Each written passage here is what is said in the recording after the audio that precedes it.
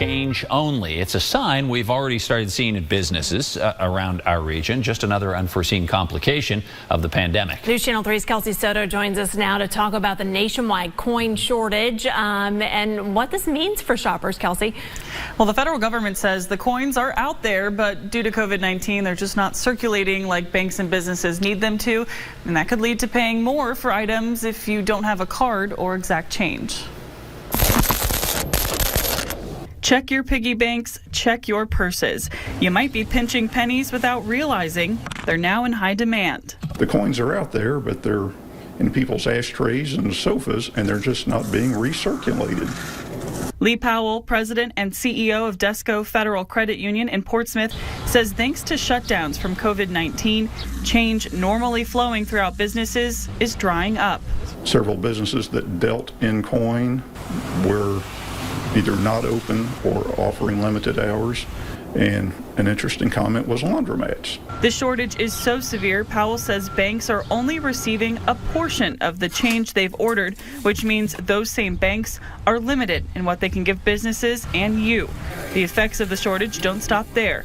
Here's a sign we spotted in Barboursville this weekend. The next time you go to the store, if you aren't using a card or don't have exact change, you could be asked to round up. It is challenging. At Helen's Bakery, it's one particular coin they use more than others. Mostly quarters here.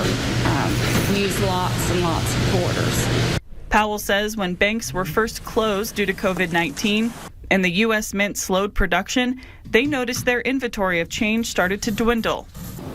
People deposit coins over the teller counter at financial institutions. If you try to put them in a tube at a drive-up, they're either too heavy to go through the tube system, or worst case scenario, it goes halfway through the tube system and gets stuck, and we have to shut down the lane and have to fish the thing out. So is cash still king? Many businesses and consumers say they're seeing and using more plastic to pay for goods. Another reason fewer coins are being passed around. I'm a card person. There's more and more of them these days. And when I do buy, it's usually with deals. So I very rarely use change. As bank lobbies begin to reopen, they're encouraging customers to cash in your coins for some crisp Washingtons. If you're out shopping, try spending some of that loose coin weighing down your wallet.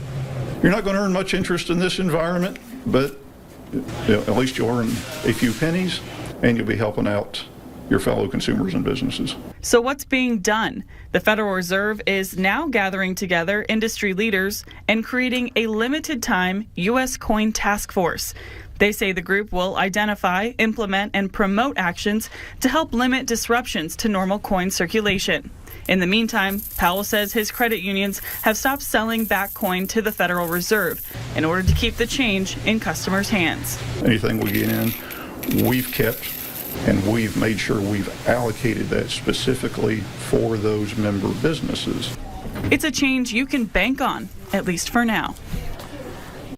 So for the time being, a penny for your thoughts might be harder to come by. The U.S. Coin Task Force is expected to release its first set of recommendations by the end of this month. You can find more information on the shortage over on our WSAZ Investigates page. People are looking for things to do right now. Maybe it's a good time to have the family roll all the change. Exactly. You got the time. We do. All right. Thanks, Kelsey. Thanks, Kelsey. The runaway